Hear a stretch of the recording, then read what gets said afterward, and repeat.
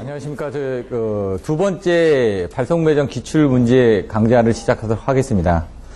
한 시간 반 정도 이제 설명을 드렸는데, 문제하고 좀 필요 없는 부분을 좀 많이 설명드려가지고 사람이 빠져나간 것도 있고, 아니면은 이제 다른 학원 가서 또 들으셔야 되는 분들도 있으니까. 그래서 제가 이제 강의를 할 때는 이제 정답만 가르쳐 주는 거는 의미가 없습니다. 왜냐면 그 문제가 똑같이 나온다는 보장은 없거든요. 그래서 그 문제를 통해서 여러분들이 알 수 있는 범위에 대한 것들. 그래서, 개념을 잡는 거 위주로 좀 설명을 드리고요. 그 다음에 연구반 쪽 가서는 그냥 문제다. 외우는 방법에 대해서 설명을 드립니다. 왜?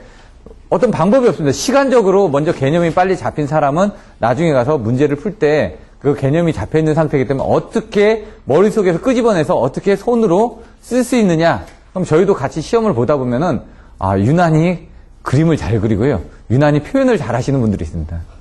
네 글자 이렇게 네 줄 쓰는 것보다 딱 보기 좋게끔 1, 2, 3, 4. 정의도 그냥 표로 딱 정리를 하시는 분들이 있거든요. 그림도 딱 보기에 그림만 보면 이 사람이 뭘 얘기하고자 하는지를 벌써 채점자들한테 언급을 주게 됩니다. 그리고 이제 문제 유형 자체가 옛날에 이제 떨어지신 분이 계산 문제에 대해서 좀 강하게 어필을 하다 보니까 최근에는 계산 문제가 거의 안 나왔습니다. 그래서 조금 전에 2교시 6번 문제만 계산 문제를 있고요. 나머지는 계산 문제가 거의 없다 보니까 추세는 계산 문제가 좀 많이 줄고 있다라는 거는 현실적인 이유 때문에 그렇고요. 대신 이제 이번에 난이도는 공부를 좀 많이 안 하신 분들은 어려웠다라고 얘기를 할 겁니다. 하지만 공부를 좀 많이 하고 실무 쪽에서 경험을 많이 하셨던 분들한테는 쓰는 데는 크게 지장 없었다라고 이렇게 얘기를 하시거든요. 2교시 부분만 좀 빼고 3교시, 4교시가 과연 어떻게 돼 있는지 한번 살펴보기 전에 먼저 이제 건축전기 설비 쪽에 문제 나왔던 걸 한번 보겠습니다. 지금 건축전기 쪽을 문제를 봤더니 1교시에서 한 5문제 정도가 발성배전 문제가 나왔습니다. 2교시 6문제 중에서 한 4문제가 발성배전을 공부하셨으면 쓰실 수 있는 문제. 3교시에서는 3, 4문제, 4교시에서는 5문제. 이건 뭐냐? 이 발성배전 공부하신 분은 이번에도 시험 보셨으면 건축전기 합격하실 수 있다는 얘기입니다, 이번에. 그래서 최근에 좀 추세가 바뀐 게 옛날에는 건축전기에서 조명이라든가 이런 쪽이 좀 강화가 됐었는데 지금 그런 쪽보다는 출제위원들이 건축전기 쪽도 가면은 발성배전이 자꾸 저번 시험에도 저번 시험에 한 20%, 30% 정도 나왔거든요. 근데 이번 시험은 요 배점으로 보면 50%입니다, 지금. 50%가 넘어가거든요. 지금 이 정도까지 보면 한 60% 정도가 나온 겁니다. 근데 왜 그러냐면은 출제자들이 발성배전하고 건축전기를 다 가지고 있습니다. 가지고 있기 때문에 지금은 건축전기나 발성배전, 옛날에는 이제 건축전기는 건축으로 분리가 되고 발송이나 이런 쪽은 전기 쪽으로 분리가 됐었는데 이런 부분이 조금씩 이제 지금도 이제 계속 분리를 하려고 합니다. 왜? 서로 밥그릇 싸움을 하거든요. 건축은 건축사 쪽 통해 가지고 자기네 그릇이 있고 발성배전은 또 그릇이 있고 그래서 지금 서로 이제 자기네들이 영역을 넘보지 못하게끔 하는 부분들이 있는데 그게 조금씩 허물어는 질 겁니다. 미국의 그런 부분들이 들어오면서 어떤 등급 차이를 가지고 들어갈 수는 있긴 한데 제한 조건을 답니다. 입찰 참여 조건에 누구누구 기술사가 있을 거예요. 예를 들어 철도 쪽 가면요. 철도 쪽은 발성배전이나 전기철도를 가지고 가면 일을 할 수가 있습니다. 근데 건축전기는 못 들어갑니다. 이런 식으로 다 제한 조건이 있거든요. 안전 쪽이 좀 반짝하다가 요즘 조금 죽었습니다. 옛날에 합격자가 좀 많이 나왔다가 지금 합격자가 조금 줄다 보니까. 근데 안전은 업을 하실 수는 있거나 감리를 하실 수는 있는데 입찰 참여 조건이 제한이 되다 보니까 대부분이 건축전기를 많이 보십니다. 그리고 발성배전 이 두 개를 많이 보시기 때문에 어느 게 정답이라는 얘기를 못합니다. 이거 공부하는데 얼마나 걸리나요? 제가 아는 사람은 딱 1년 걸렸습니다. 저하고 같이 공부해가지고 그분이 1년 만에 합격하시더라고요. 근데 그분이 공부한 게 뭐냐? 아까 얘기한 것처럼 매일 들고 다닙니다. 그 시험을 보죠? 그러면 답안지가 우리가 내놨던 모범 답안지하고 똑같이 써냅니다. 맨날. 그러니까 합격할 수밖에 없죠. 왜냐? 모범 답안이라고 얘기한 걸 일단 써야 되니까. 근데 우리는 아무리 쓰려고 해도 안 되니까. 그래서 그 방법은 뭐냐? 계속 반복에 의한 학습밖에는 없다. 예를 들어 옛날에 종 치면 개가 침 흘리듯이 하면은 여러분들이 침 흘리면서 피를 토하면서 얘기를 할 수 있어야 된다는 얘기죠. 그래야지 답안지를 정확하게 쓰실 수 있으니까. 이제 3교시부터 해가지고 간단하게 내용들을 보여드리고요. 그 다음에 빨리 해서 교재를 보면서 설명을 또 드리도록 하겠습니다. 3교시, 분산형 전원의 정의 및 설치 기준. 일단 분산형 전원이 뭐냐 이거죠, 분산형.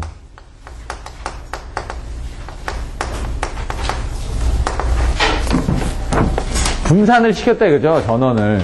그래서 여러분이 알고 계시는 우리나라가 이제 화주 수종에 의해 가지고 이제 원자력 발전소가 23기가 있고 화력 발전이 있습니다. 그러면 전원 베스트 믹스에서 의해 가지고 저희가 최적 전원 구성을 이런 식으로 하죠. 원자력 부분, 화력 부분, 뭐 가스터빈 복합 발전해 가지고 뭐 수력이라든가 이런 식으로 이렇게 부분하는데 이런 부분으로는 지금 우리 부하들이 너무 많이 늘어나다 보니까 발전소를 짓는데 보통 뭐 짧게는 4년에서 10년 정도 시간이 걸리다 보니까 우리가 부하 증가하는 비해서 발전기를 만들 수가 없습니다. 뭐 님비 현상 때문에 뭐 송전철탑 밀양에서 그 송전철탑 짓는 것만 해도 지금 막 계속 1년, 2년씩 다 미뤄지고 있지 않습니까? 하다못해 제가 어제 상가를 갔는데 그 주변에 장례식당도 못 들어오게 합니다. 예? 혐오 시설로. 그런데 이제 이런 부분을 이제 들어오겠냐죠. 그러다 보니까 이제 분산형 전원을 해가지고 뭐 기후 변화 협약, 뭐 도쿄 협약이 1995년도에 나왔던 걸로 해가지고 이명박 정부 때부터 해가지고 이런 신재생 에너지를 자꾸 늘리게끔 해놨습니다. 우리나라의 이 신재생 에너지, 분산형 전원을 쓰고 있는 이 신재생 에너지가 한 1에서 2% 정도 사이밖에 안 됩니다. 스웨덴이나 이런 데 가면 한 5, 60% 됩니다. 그러다 보니까 이 그 화석가스에 대한 CO2에 대한 그 대기 중에 온도 증가 현상을 방지하기 위해서 여러분들이 이제 나오다 보니까 이런 분산형 전원 쪽에 대한 문제들도 가끔씩 나올 수가 있습니다. 그래서 분산형 전원의 정의가 뭐냐? 그럼 분산형 전원들을 이렇게 아까처럼 분리를 해놨다라는 그런 내용으로 컨셉을 잡아주시면 되고요. 그럼 분산형 전원을 쓰고 있는 설비들이 뭐가 있냐? 이게 신재생 에너지라고 하죠. 에너지를 뭐를 이용해서 발생을 시키냐? 분산형 전원을. 전원이라는 건 뭔가 여기 있는 것처럼 원자력을 쓰거나 화력을 쓰거나 수력을 쓰거나 아니면 가스를 쓰거나 복합발전 쓰거나 열병합을 해가지고 뭔가 전기를 만들어내고 있는데 지금 신재생 에너지를 이용해서 분산형 전원을 만들어내고 있다는 얘기입니다. 뭐 연료전지도 있고 그 다음에 여기 나오는 뭐 태양광, 태양열, 그 다음에 뭐가 있을까? 조력, 파력부터 시작해가지고 여러 가지가 있겠죠. 근데 이제 신에너지가 뭐고 재생에너지가 뭔가 이제 정확하게 아시죠? 신에너지는 3개, 재생에너지는 8개. 그냥 여기서 그냥 간단하게 얘기하면 신에너지는 수소가스 같은 새로운 에너지원입니다. 새로운 에너지. 재생에너지는 뭔가 타이어도 보시면 재생했다는 건 타이어 가루 여기다 다시 이렇게 붙이면 되는 거죠. 이건 뭐 위치 에너지를 전기 에너지로 아니면 운동 에너지를 전기 에너지로 이렇게 바꾸는 것들. 그런 게 뭐가 있을까요? 태양광이라든가 보시면 이제 화학적 에너지를 연료전지 같은 것도 햇빛을 받으면은 화학적 에너지로 바꾸는 거고 풍력 같은 경우는 뭔가 운동 에너지를 전기 에너지로 바꿔주는 거고 조력이라든가 파력 같은 것도 어떻게 보면은 어떤 운동이라든가 위치 에너지들이 같이 바뀌어지는 거죠. 그런 것들을 이용해서 하는데 설치 기준이 어떻게 되냐? 그러면 이런 것들을 어떻게 설치해야 되냐? 여기 보시면은 55조하고 56조의 그 내용들이 나와 있는데 55조에서는 발전소 쪽에 대한 내용이 나올 거예요. 그래서 요 앞에 2-1의 그 발전소에 대한 내용이 나와 있고 분산형 전원 같은 경우는 분산형 전원을 어떻게 구성을 하고 그다음에 그걸 썼을 때 장점과 단점이 어떻게 되고 모르면 이제 그런 자료라도 막 갖다 넣으라는 얘기입니다. 설치 기준을 설명하시려 했는데 설치 기준 모르니까 어떡합니까? 분산형 전원의 정의가 어떻게 되고 거기를 썼을 때 장점과 단점이 어떻게 되고 그걸 설치했을 때 개통 연계 시에 어떤 그 연계 장치들을 달아야 된다. 이런 것들을 써주시면은 얼추 비슷하게 그 설비 기술 기준에서는 짧게 나와 있기 때문에 그런 것들을 써 나가시면 된다는 얘기죠. 그러면 이제 설치 기준. 그래서 지금 저희가 개통 연계 시 문제점에 대해서 쓴 난들 있죠. 그런 것들을 가지고 묶어서 설명을 드려도 이 설치 기준하고 얼추 부합이 되더라. 책에 보시면 저희는 어떻게 하니까 누가 얘기를 했습니다. 저번 시험을 봤을 때 자랑스럽게 저 이번에 그 시험 잘 봤습니다.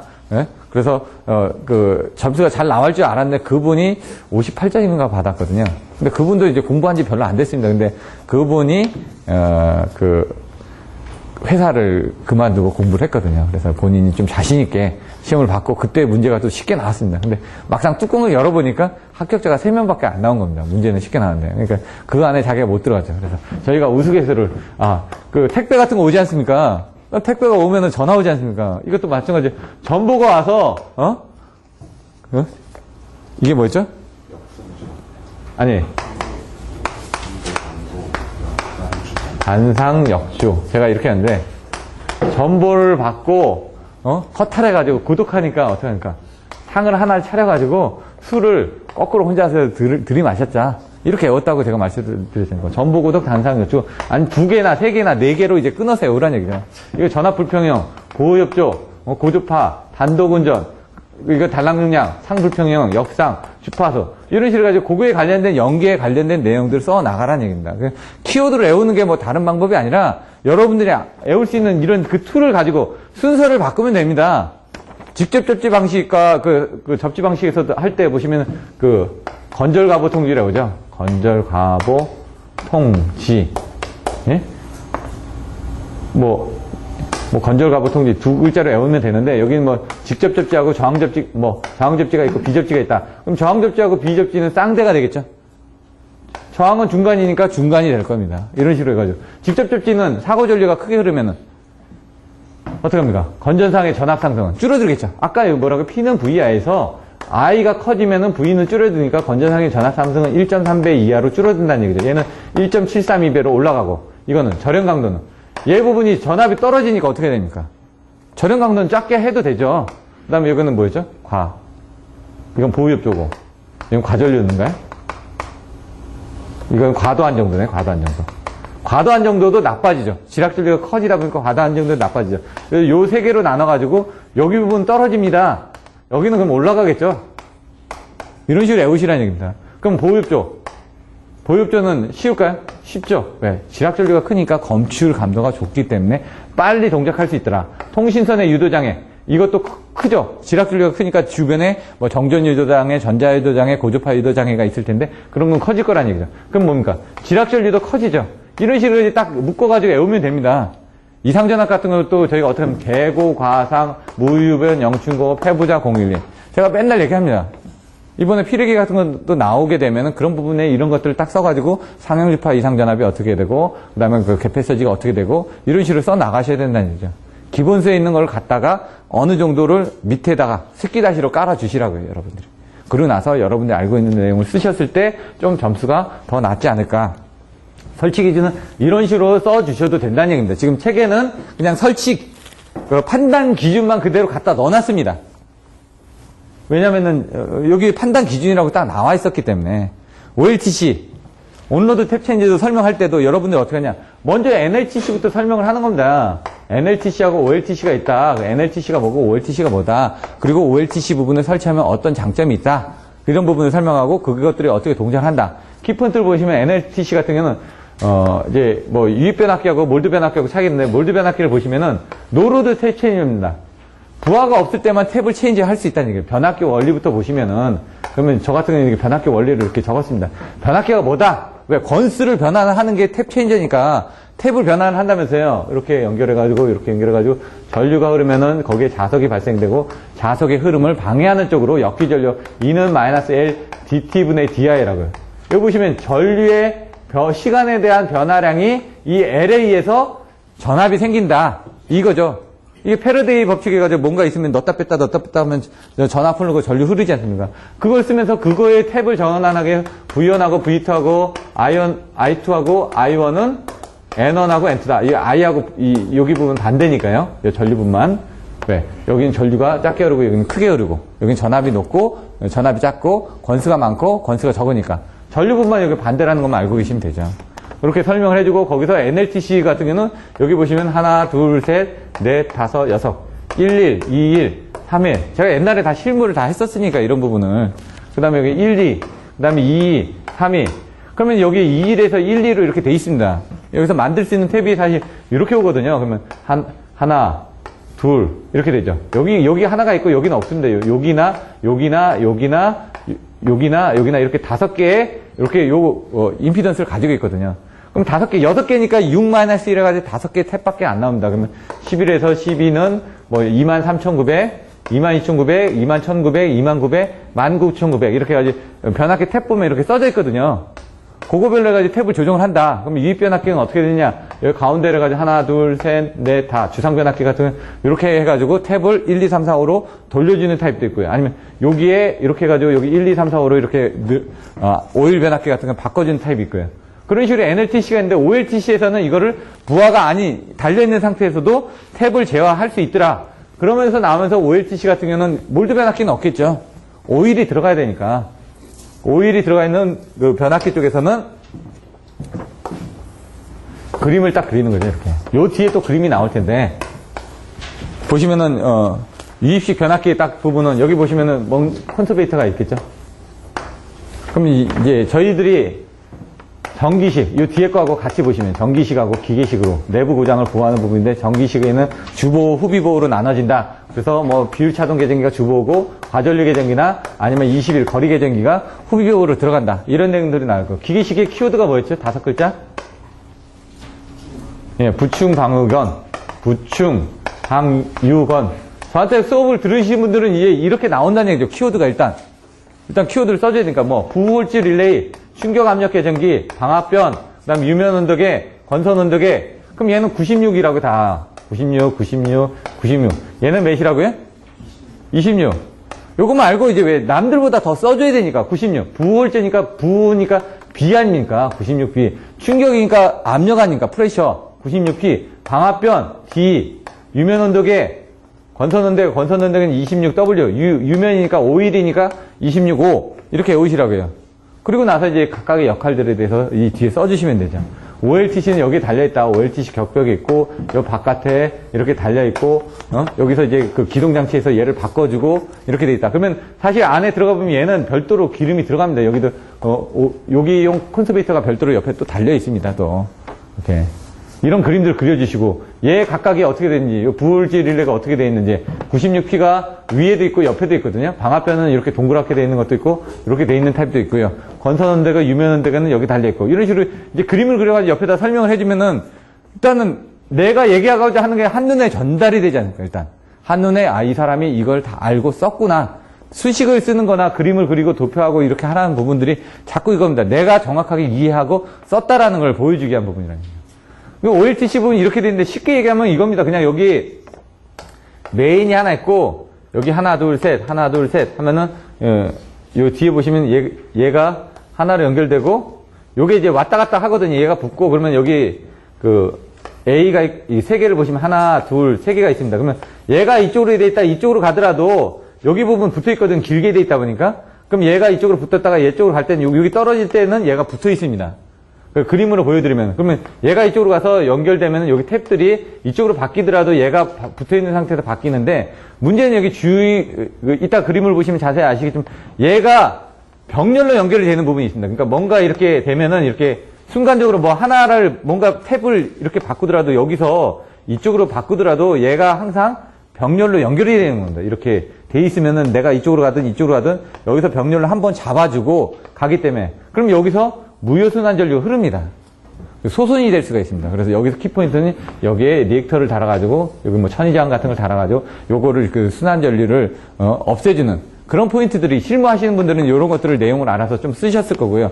그 다음에 이런 그림들을 그리셨을 거고 이렇게 하셨을 거라는 얘기입니다. 한전에 계신 분들은 이런 것들을 다 보셨으니까 그런 자료들을 그래서 그런 것들을 써주시면 된다는 얘기죠. 동작 방식은 요 그림을 가지고 이제 설명을 해주시면 되는 거고요. 대용량 유입식 전력용 변압기에서 발생하는 내부 고장의 종류. 내부 고장의 종류가 뭐냐 이거죠. 건선 부분이 어떻게 되는지. 건선이 이제 내철형인지 외철형인지, 그 다음에 내용들이 나오겠죠. 철심이 어떻게 돼 있냐. 그 다음 철심을 어떻게 감았냐. 적층형이냐, 무슨 형이냐 해가지고 이제 나눠지겠죠. 그건 이제 조금 더 깊이 공부하시면 나와 있는 내용들이고요. 여러분들이 제가 보기엔 거기까지는 가실 필요는 없을 것 같고, 내부 고장이다. 그러면 결은 종별로 YA, EB, FHC다. 그러면 Y 90도, 105도, 120도, 130도, 155도, 180도, 180도 이상 뭐 이렇게 나오겠죠. 그럼 얘들이 뭐 보시면 B종이나 F종 정도가 될 거란 얘기죠. 그러면 어떻게 절연하냐?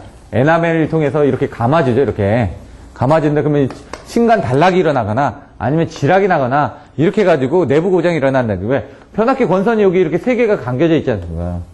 우리가 삼상 1500 케이블이라는 얘기는요, 단상에 500짜리 3개를 쓰면 이게 삼상 1500 케이블가 되는 겁니다. 세 상이 한 상씩 다 500씩 커버가 가능한 게, 삼상 1500 케이블이라는 얘기죠. 요게 건선이 감겨져 있는데, 층간 단락이다. 층간에, 왜, 그 모터도 똑같은데, 저런 부분에 대해서, 모터도 계속 감아줄 거 아닙니까? 그러면, 여기 감아주고, 여기 감아주고, 여기 감아주면서, 이 세 개에 의해서, 뭐, 회전자계가 발생하는 거고, 단상일 땐 이동자계가 발생하는 거고, 이런 것들을 이용한 게 발전기도 되고 전동기도 되고 그다음에 유도 원판형 계전기도 되고 원리만 알면 조금씩 여러분들이 접근을 하실 수가 있습니다. 전기적 기계적 보호 장치 설명드렸는데 기계적인 부분이 이거고 전기적인 이런 부분에 대해서 그림을 그려주시면 됩니다. 근데 책에 나와 있는 그림들은 뭐냐면 비율 차단 계전기 같은 경우는 87 같은 경우 아날로그 계전기하고 디지털 계전기하고 틀려집니다. 그래서 아날로그 계전기 때는 여러분들이 변압기 권선에 따라서 Y 델타다 그러면은 CT는 델타 Y로 해줘야 되고 2차 측에 그 각변이에 대한 부분에 맞춰가지고 인터포징 CT를 써준다든가 이런 내용들이 나와 있죠. 그런 것들이 옛날에 나왔던 문제고 여기서는 지금 보시면은 그런 내용보다는 87에 대한 그림으로 그냥 설명드리면 이거죠. 변압기가 있다. CT가 있다. 외부에서 사고가 났습니다. 그럼 이쪽으로 전류가 흐르고 이쪽으로 전류가 흐르겠죠. 그럼 얘는 이쪽으로 흐르고 얘는 이쪽으로 흐를 텐데 여기서 보시면 동작 코일이 있고 억제 코일이 이렇게 있습니다. 그럼 얘가 이쪽에서도 이렇게 돌아오는 게 빠르지 않습니까? 집이 있는데 왜 지름길을 놔두고 멀리 갑니까? 얘도 지름길을 오려고 하는데 얘가 전부 다 바깥으로 흐르니까 이 전류는 크기는 똑같으니까 이 2차 측 전류도 크기가 똑같다면 얘는 흐르지 않고 바깥으로만 이렇게 흐를 겁니다. 근데 만약 내부에 사고가 나면은 원래 이제 기어 전류 때문에 기어 전류가 이렇게 나오진 않기 때문에 상관없지만 그냥 여러분들 이해를 돕기 위하면 얘는 이쪽으로 가고 얘는 이쪽으로 가겠죠. 그럼 얘는 이쪽으로 전류가 오고 얘는 이쪽으로 전류가 오니까 그럼 이쪽으로 가운데로 흐르겠죠. 그것 때문에 동작을 하는 겁니다. 근데 여기 각변이가 틀려지고 각변이에 따라서 실질적으로 이 CT에서 받아들이는 게 계전기가 이렇게 받아들이면 각변이가 이렇게 되어 있다 그러면 DY11 같은 건 이렇게 되어 있습니다. 요걸 딱 돌리면 얘가 이쪽으로 와서 11시 방향으로 하죠. 얘가 12시면은. 그렇게 돌려서 보는 겁니다. 그래서 CT 방향 부분이 접지를 여기다 잡고 접지를 여기다 잡아가지고 비교를 하게끔 만드는 겁니다. 기준을 동일하게 하기 위해서. 왜? 기기는 보호하는 쪽으로 접지를 잡는 겁니다. 우리가 잡을 때 여기 CT를 왜 여기다 이렇게 합니다. 여기까지 보호를 하기 위해서 이렇게 잡는 겁니다. 보호 구간까지. CT를 1차 측에 이렇게 잡아주는 건 여기까지밖에 보호가 안 되죠. 그래서 나중에 보시면 이 CT를 여기 87을 이렇게 쓰면요. 여기다 해가지고 여기 부분은 이렇게 해서 잡고 여기 부분은 OCR로 잡고 그래서 보호 범위를 넓게 하기 위해서 잡는 부분입니다. 그게. 내용들이. 자, 이런 식으로 해가지고 해주는데 문제는 아까 1차 측하고 2차 측에 대한 비율을 보시면 1차 측이 이거다, 2차 측이 이거다. 그러면 비율이 똑같겠죠? 근데 여기서 조금 벗어났다. 이게 딱 비례입니다, 이게. 근데 비례에서 벗어났던 건 약간 찐빠가 나는 거죠, 이렇게. 그러면 요 지점이 사고 지점이라니까 이런 식으로 나와서 여기가 동작 영역이 되는 거고 여기가 부동작 영역이 되는 거죠. 동작 안 하는데. 이게 이제 일반적인 부분인데 87로 가게 되면 이런 그림이 안 나옵니다. T로 가게 되면. 이런 그림이 아니라 요겁니다. 로셋, 그 다음에 과도시, 그 다음에 CT 포화시. 요건 하이셋.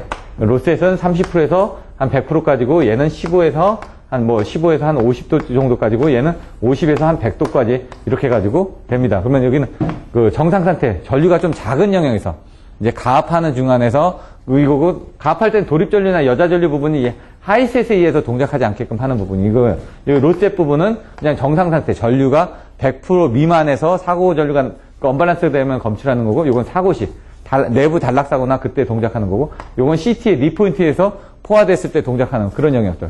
이런 내용들도 실무적으로 아시는 분들은 좀 내용을 더 쓰실 수 있으니까 그런 내용들로 써주시면 좀 더 차별이 되지 않았을까 생각이 됩니다. 근데 자료에는 그렇게는 다 들어가 있지는 못하고요. 여러분들 그냥 참조하시면 될 것 같고요. 여기 보시면 전선로의 외부 이상전압 중 직경내 이상전압. 아까처럼 이상전압이 뭐냐? 그러면 이제 두 가지죠. 직경내, 예? 유도래. 근데 이게 무슨 전압? 이게 외부 이상전압. 먼저 정의할 때 이상전압의 종류는 뭐냐? 외부 이상전압이 있고 내부 이상전압이 있다. 외부에는 직경내라든가 유도라든 게 있고 내부 이상전압에는 얘기했던 것처럼 아까 폐부자 공인리 무이부연 영충구 해가지고 상용주파 지속 이상전압하고 개폐서지하고 이런 것들이 있다. 이런 내용들 가지고 이제 표를 외워주시면 되죠. 이상전압에서. 그게 이제 그 이상전압이니까 10장인가요? 9장이죠. 9장이 이상전압. 성배전솔로의 9장. 왜냐면 장을 얘기를 하게 합니다. 왜? 장을 얘기한다는 건 그 앞뒤로 뭐가 있다는 얘기를 알거든요. 8장이 안정도, 9장이 이상전압, 10장이 보호개전, 11장이 변전소, 그 다음에 12, 13, 14장은 배전솔로.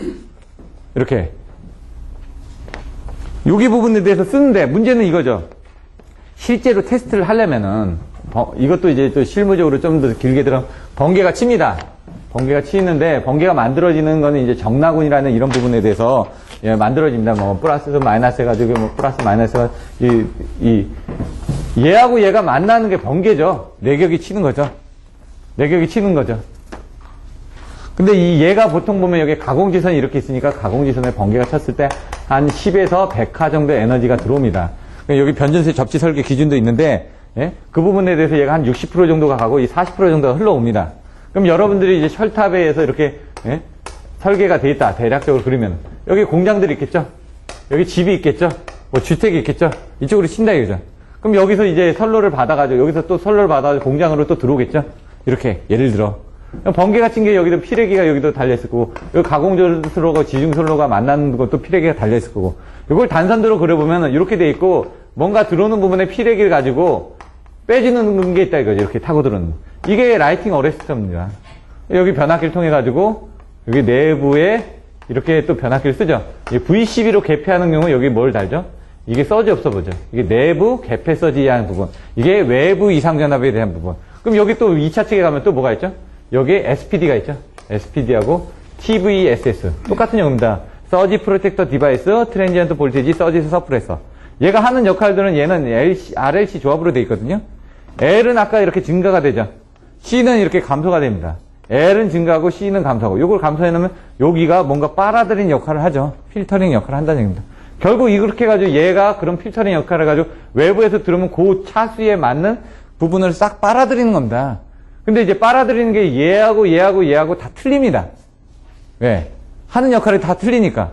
얘가 빨아들이는 저 파스가 틀려진데 이 크기를 다 틀려진다 이거죠. 상황에 따라서 틀려진다. 어떻게 할 거냐. 그래서 이걸 표준으로 만들어 놓겠다. 그래서 여기 나와 있는 표준 충격 파형을 가지고 시험을 하는 겁니다. 그래서 변압기나 뭐 각각의 기기를 테스트할 때 이 표준 충격 파형을 가지고 테스트를 하는데 그걸 어떻게 정의를 했냐. 그걸 물어보는 겁니다. 그럼 그거를 어떻게 정의를 했냐. 딱 보니까 전압하고 전류로 나눠져 있더라. 이거죠. 그건 뭐냐. 아까 얘기했던 라이팅 어레스터. 임펄스 전압에 대해서 정의를 한 거고요. 그 다음 서지 프로텍터 디바이스 쪽은 개폐 서지 부분은 다 틀립니다. 표준 파형이. 근데 여기선 그것만 물어봤지만 여러분들이 그 다른 것들도 쓰실 수 있으면 쓰란 얘기입니다. 왜? 이런 여러 가지 방법들을 중에 있는데 그 중에 저는 요 두 개는 알고 나머지 것들은 이런 방법들도 있습니다. 중요한 건 두 가지가 있습니다. 딱. 표준 충격 파형을 딱 그립니다. 이렇게. 맥스가 딱 나왔을 때 어떤 표준을 만들어놨는데 여기 보시면은 전압일 때, 전류일 때 전압일 때 파두장하고 파미장이 얼마나 되지? 전압일 때 파두장, 파미장 1.2 곱하기 50 마이크로세크. 전류일 때는 8 곱하기 20 마이크로세크. 얘 파두장이라고 했습니다. 파두장의 정의가 어떻게 되냐? 파미장의 적용이 어떻게 되냐? 규약영점의 정의가 어떻게 되냐? 이게 나와야죠, 일단. 얘 몇 프로에서 몇 프로죠?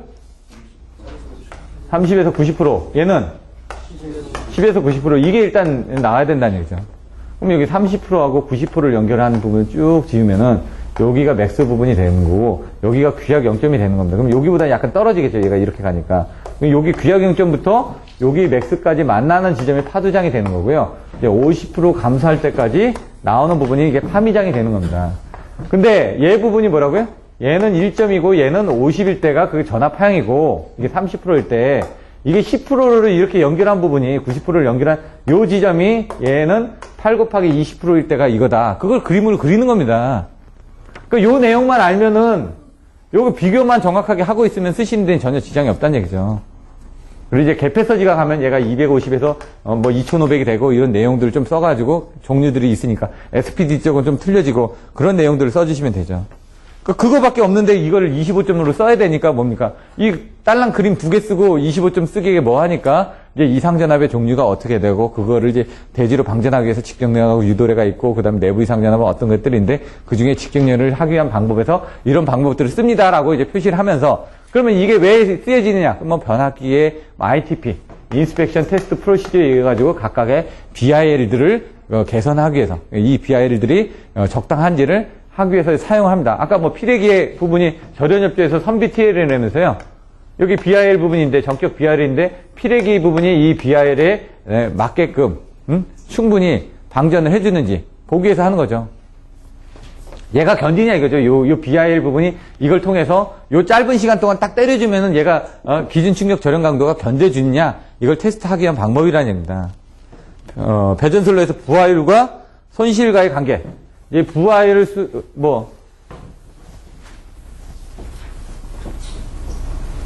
외울 때도 어떻게 하냐면 이게 10점짜리 나오는 수등하, 수용률, 부등률, 부하율 이렇게 했죠. 각각체, 평체, 이게 평체, 이게 각각체 합체였나요?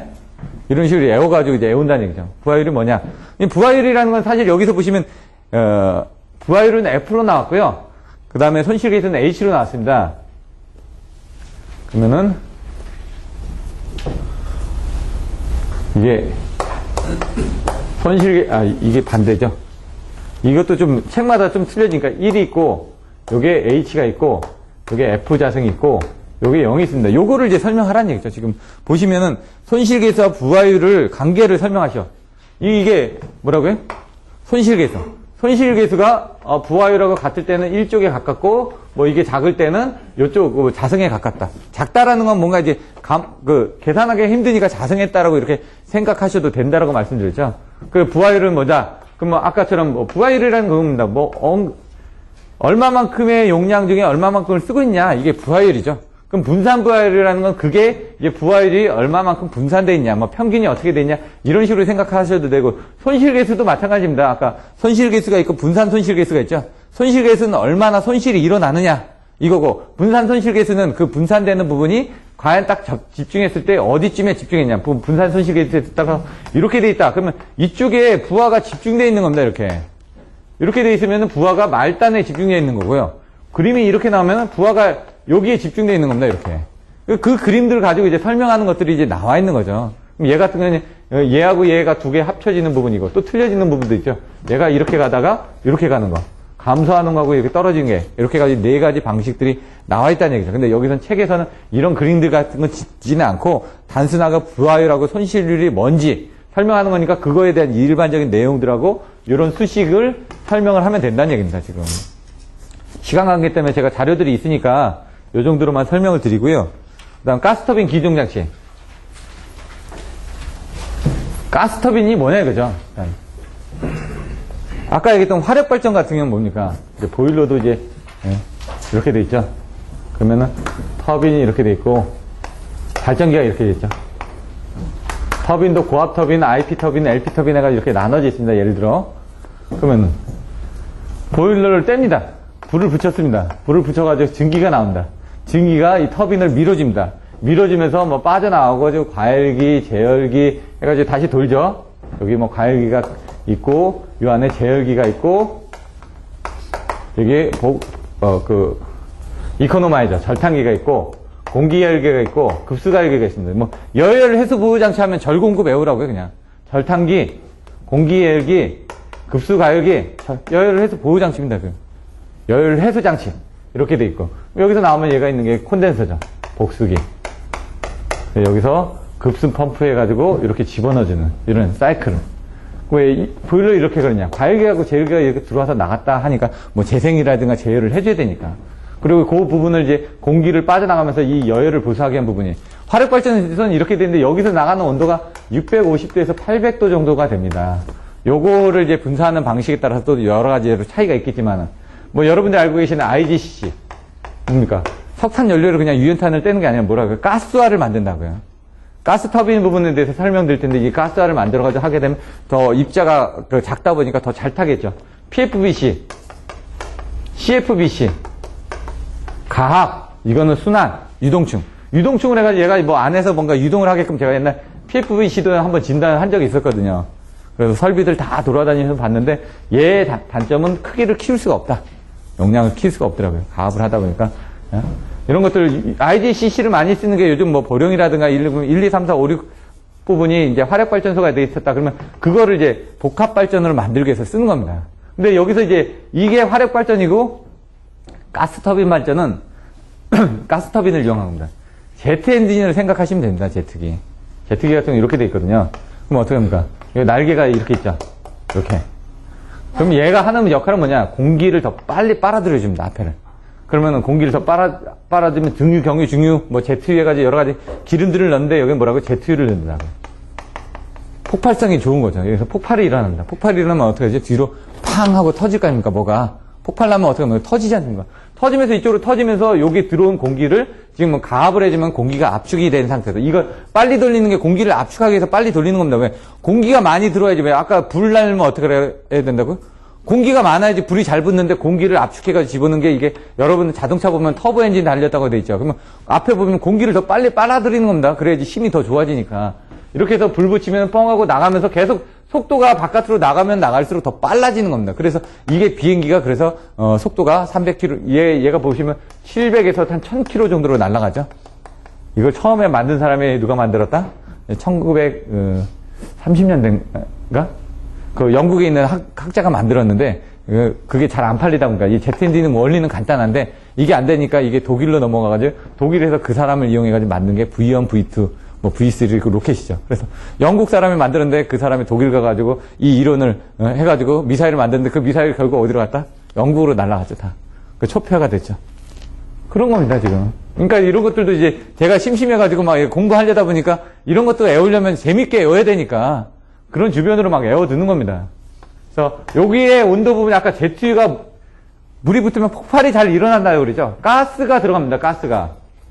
제가 가스기술공사에 가서도 강의를 하고 왔는데, 거기 같은 이제 그 LNG가 있고 LPG가 있는데 LNG를 이제 액화로 가져와가지고 이렇게 하고 이런 부분들을 안에 설비를 한번 보여달라고 그래서 한 바퀴 싹 돌았습니다. 그래서 좀 거기서도 배우고 왔는데, 항상 저는 이제 그 설비를 진단하면은 그 설비가 어떻게 이루어지는지, 타이어 공장도 가보면 타이어가 어떻게 만들어지는지, 제약 공장 가면 제약이 어떻게 만드는지, 음료수 공장도 가보고, 그 다음에 시멘트 공장도 가보고요. 그 다음에 뭐 전력구도 들어가 보고, 원자력 빼고는 거의 다 들어가 본 것 같습니다. 양수발전도 가보고, 뭐 다 가봤거든요. 화력발전소 가보고, 가스터빈 발전소도 가보고, 뭐 복합도 다 가보고, 이런 부분 다 가보면, 거기서 이제 그 설비들을 보고 배우는 겁니다, 일단.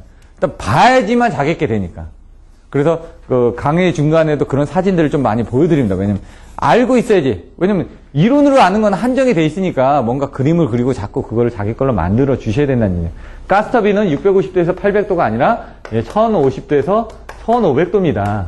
그러니까 온도가 남죠. 아까 여기서 이제 얘가 여기다 압력들이 틀려지는데 들어왔다 나갔다 과열을 시키죠. 한 번 더 과열을 시키니까 여기서 포화증기에서 이제 그 증기, 건조증기에서 포화증기로 만들어서 습증기에서 포화증기로 만들기 위해서 과열기를 통해서 넘어갔는데 여기서 한번 일을 하고 나면 온도가 떨어졌을 거 아닙니까? 온도가 떨어졌으니까 이쪽으로 다시 들어가서 예열을 한 번 더 시킨다 그죠? 그래서 재열을 시켜가지고 다시 또 집어넣으면 또 한 번 또 밀어주겠죠? 한 번 또 밀어주고 해서 나오면서 이 연락차에 의한 부분에서 그 연락차에 의해서 카르노 사이클에 의해서 뭐 랭킨 사이클에 의해서 뭐 재생재열 사이클에 의해 가지고 이 열에 대한 효율을 즐겨가게 한 부분이라는 얘기죠. 이 가스터빈도 바로 이겁니다. 1500도에서 1500도 정도로 하다 보니까 온도를 돌리고 남으면 요 정도 온도가 나올 거 아닙니까? 그러면 얘를 돌리고 나온 여열 부분을 여기다 증기터빈 발전기에 보일러에다 연결해가지고 HRSG에다 연결해가지고 증기터빈을 다시 또 돌리는 거죠, 이렇게.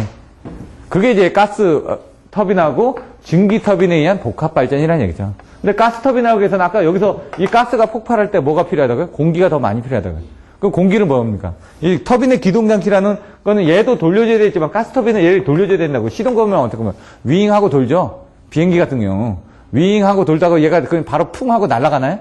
윙하고 돌리다가 나중에 점화를 시키고 비행기 날아가기 전에 어떻게 하죠? 가서 윙하고 막 올립니다.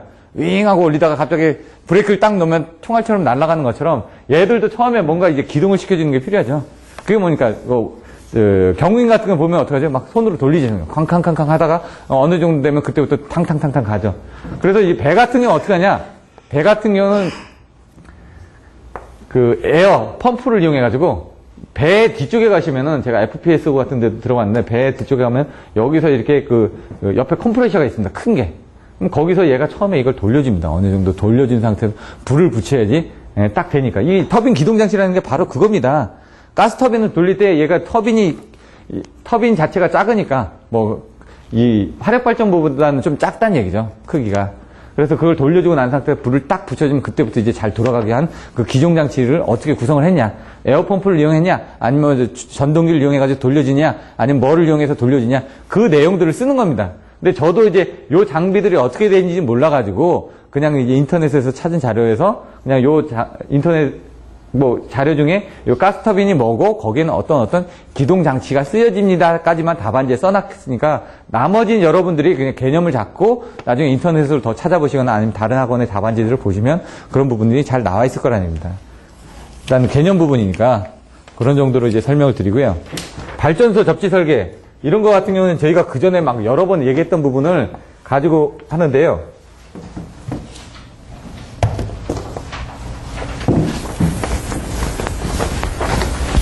대지 저항률이 뭐냐 이거죠. 그리고 접지 설계 과정 이런 부분 이런 것들도 제가 그 연구반에서 외우는 방법들을 다 설명을 드렸었습니다. 대지 저항률 저항이라는 얘기죠. 저희가 사실 접지 같은 경우는 접지 전극을 75cm 미만에다 받게끔 돼 있는데 대지 저항률이라는 게 이렇게 반원구성으로 이렇게 계산이 됩니다. 그럼 제가 잘 기억을 못하는데 반원구니까 2파이 R분의 뭐 이렇게 뭐 나올 겁니다. 대략 수식을 보시면 다 기억을 못하니까. 그럼 얘가 미치는 영향이 이거죠. AW 이론도 똑같습니다. 여기 보시면 AW 이론도 이렇게 해가지고 나온 부분이 번개가 칠 때 암스트롱 뭐 위더스테드 커브 해가지고 이런 부분들이 나와 있죠. AW 이론이. 그럼 얘가 여기에 어떤 영향을 받는다는 얘기죠. 그럼 영향을 받으면 이게 어떻게 됩니까? 땅의 어떤 형태에 따라서 영향을 받겠죠. 땅이 어떤 땅이냐? 예? 예를 들어 그때 전라도 쪽에 그 마늘밭에 가서 땅 파고 그러면은 뭐 100 몇십억이 있는데 그런 땅이 좋다고 사람들이 가서 봅니다. 땅의 기운을 받으려고 한다고. 이 땅의 기운이 틀리다는 얘기죠. 어떤 기운이 틀려지냐 이거죠. 땅이 부드러운 흙이냐, 딱딱한 흙이냐, 아니면 안반이냐, 아니면 물기가 있느냐, 뭐 온도가 어떠냐 이런 식이겠죠. 그래서 여기서 보시면 대지에 대한 형태 어떻게 되는지, 수분이 어떻게 되는지, 그 다음에 온도가 어떻게 되는지 이런 것들에 따라서 얘가 특특해질 거라는 얘기죠. 저항 성분이 틀려지니까. 여러분 몸도 가만히 있을 때는 한 2,000오hm 정도가 됩니다. 그러면 손에 물기가 묻으면 어떻게 되지? 한 500ohm으로 떨어진다는 얘기죠. 상태가 틀려지냐. 여러분의 몸의 상태에 따라서 열받거나 그러면 또 이게 전도율이 틀려지는데 몸의 온도가 1도씨가 올라가면 여러분의 몸의 저항률은 한 5배가 증가한다고 합니다. 그런 것들도 있고. 뭐 8도씨가 올라가게 되면 뭐 전체 절연 부분이 수명이 뭐 반으로 줄어든다는 법칙도 있고 여러 가지 법칙이 있습니다. 여러분만의 징크스도 있고 법칙도 있을 거라는 얘기죠. 그 대지 저항률에 영향을 주는 요소가 이런 대지에 대한 형태라든가 수분이라든가 온도 이런 것들 때문에 영향을 준다라는 걸 써주시면 되는 거고요. 그 내용들이 거기 있을 거고. 접지 설계 과정. 접지 설계 과정들은 보시면 이거는 키워드를 어떻게 하냐면 토, 채소, 접전, 인, 안, 보. 사실 이게 접지 설계 과정 같은 건 제가 엑셀로 만들어 놓은 것도 있습니다. 제가 옛날에 다른 분이 엑셀로 만들어 놓은 거 가지고 스텝 바이 스텝 가지고도 다 해보고 프로그램들도 다 돌려봤으니까 제가 했던 건 CDEX라는 그 캐나다 SES사의 그런 부분들을 데이터를 가지고 돌려본 것들도 한번 봤었고요. 이 SES사. 그 외에 뭐 이탭이라든가 에드사라든가 그 다음에 요 두 개 부분은 제가 돌려봤고요. 접지 부분. 그렇게 어렵지가 않습니다. 레이어 1, 2 해가지고 여기서도 보시면은 변전 시에 여기 부분은 콘크리트 깔아가지고 3,000ohm인가로 만들고 그 다음에 레이어 2, 레이어 3 해가지고 그 레이어 3 부분이 75cm 이상 되게끔 접지봉을 이제 박아줘야지만 왜? 여기서 가까운 지역은 이런 것들에 영향을 많이 받지 않습니까? 그래서 접지봉을 더 깊게 박아주면 박아줄수록 자기 저항률이 이제 더 틀려질 거 아닙니까?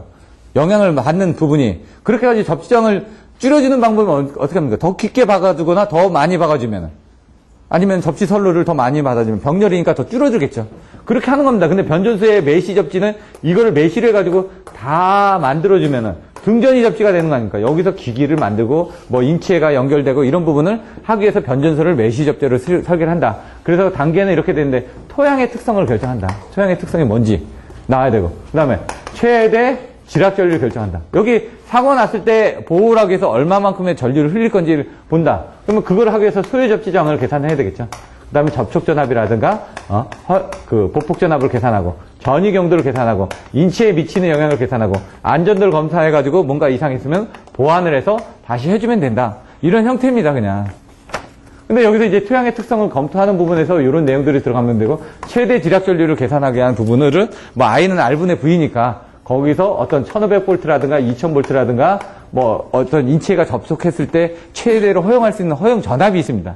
그걸 이용해 가지고 소요 접지 저항도 계산하는 거고 지락 전류는 보통 아까 제가 분류가 된다고 그랬죠. 사고가 나면은 이쪽을 가공지선을 통해서 얘가 들어오는 부분이 뭐라고 해? 0.6배 60% 정도가 들어온다고요. 지락전류 분류계수가 제가 옛날에 봤던 게 IEEE 스탠다드 80에 제가 봤던 건 1986하고 2002를 봤습니다. 2002. 얘하고 차이가 없습니다. 차이가 나는 건 아까처럼 이 지락전류 분류계수하고 몸무게. 얘가 그때 70이고 얘가 60으로 바뀌었나? 뭐 그 정도밖에 없습니다. 차이가. 이거는 똑같은데, 형태는 똑같은데 그 안에 들어가는 기준들만 약간 바뀌어 있습니다. 그래서 소유접지장을 결정하다 보면 매도이 나오겠죠. 그럼 여기서 우리가 알고 있는 게 1종, 2종, 3종, 특3종이 아니라 여러분이 알고 계신 ITTT, TN 뭐 이 부분. 여기는 다 변압기 2차 측의 접지 상태고요. 이건 기기의 접지 상태가 어떻게 됐느냐에 따라 또 틀려져. 이건 IC 60364에서 얘기하는 이런 부분들도 시험에 많이 나왔었죠. 그런 것들도 봐주시면 되고. 이제 접촉전압이라든가 볼폭전압이라는 거는 터치전압. 터치니까 접촉이죠. 보폭전압, 스텝이죠. 그 부분들에 애우는 부분들이 있습니다. 0.116에다가 루트 T 해가지고 계산하고, 사람의 몸의 저항은 3로에스입니다. 3로에스. 그러면은 이거를 2로 나눴냐, 곱하기 2를 하느냐에 따라서 3 곱하기 2면 6로에스가 될 거고요.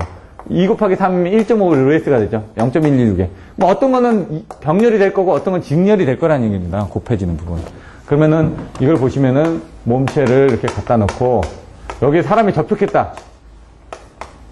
그림도 이걸 외워주시면 되는데 접촉했다. 그러면 여기까지 하나가 나온다. 여기 하나 있죠 지금. 연결됐으니까 여러분 3개만 생각하시면 됩니다. 저항을 3개만. 내가 딱 잡았으니까 내 쪽으로 뭔가 저항이 하나 있을 겁니다. 그게 베이스에 대한 저항.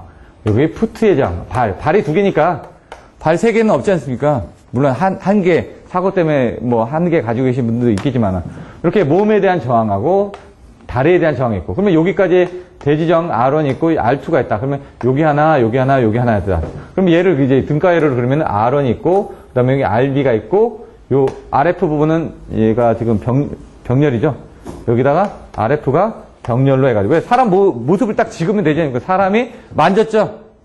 그리고 어떻게 됩니까? 거기에 여기 저항이 하나 또 있죠. 이렇게 하나, 둘, 3개가 있죠. 그걸 계산해서 얘가 2분의 1이니까 여기 발이 2개로 나눠졌으니까 얘는 1.5로에스가 되는 거고 여기다 또 그림을 그려보면 일단 애우는 방법입니다. 이게 나중에 이제 여러분들이 안 애워지실 때 저도 많이 하다 보니까 나중에 이런 그걸 가지고 애우고 그 다음에 이제 쓰는 방법들에 대해서 자꾸 개발을 하는 겁니다. 왜냐면 머리는 한계가 있거든요. 그러니까 애우는 방법들을 내가 만들어 놓으면 안 잊어버리니까 여기에서 이제 안 만졌습니다. 나는 안 만졌다 이거죠. 안 만졌으니까 어떻게 합니까? 저항이 3개가 있어야 된다. 여기 하나, 다리 사이에 저항 하나, 그리고 여기 하나, 3개가 있다고요. 안 만졌으니까.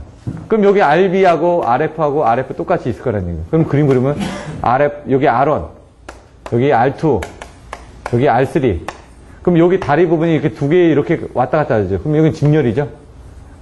RF, 여기 RB, RF. 이렇게 돌아가는 겁니다. 그 그림만 배우는 방법이 있다는 얘기죠. 하나, 둘, 3개. 하나, 둘, 3개. 그럼 이렇게 되면 여긴 뭐라고요? 여긴 직렬이죠. RF가. 그러니까 몸 곱하기 하니까 얘 직렬이니까 6로이스가 된다. 뭐 이런 식으로 외우셔도 됩니다. 자세한 내용들은. 그렇게 보시면 될 것 같고, GIS 부분.